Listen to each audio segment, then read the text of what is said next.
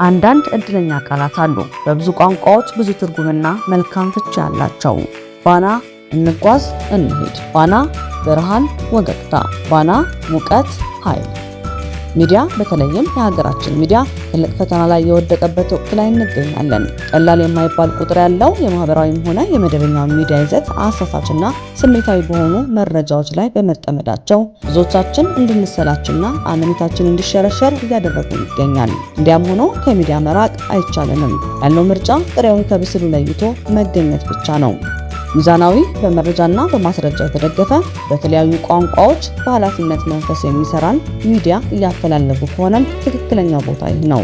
በአፍሪካ ቀንድ ፖለቲካዊ፣ ማህበራዊና ባህላዊ ጉዳዮች እንዲሁም በዚህ አካባቢ ላይ ተጽዕኖ ሊፈጥሩ በሚችሉ ጉዳዮች ላይ ትኩረት አድርጎ በቅርቡ ስራ የሚጀምረውን ሚዲያችንን ባና የሚዲያ አገልግሎት ስንል ሰይመነዋል። በታላቅ የኃላፊነት መንፈስና የተሟላ ጋዜጠኝነት ስነ ምግባር እንሰራለን። የተበሰበሱ ሀሳቦችና መረጃዎች ግልጽነት እንዲኖራቸው በሁሉም ወገን ሀሳብ፣ እምነትና አመለካከት ውይይትና ክርክር እንዲካሄድበት መድረክ ሆነን እናገለግላለን። አድማጮች አስተያየት በመስጠትም ሆነ በምልክቶች ላይ እንዲሳተፉ እድል እንፈጥራለን።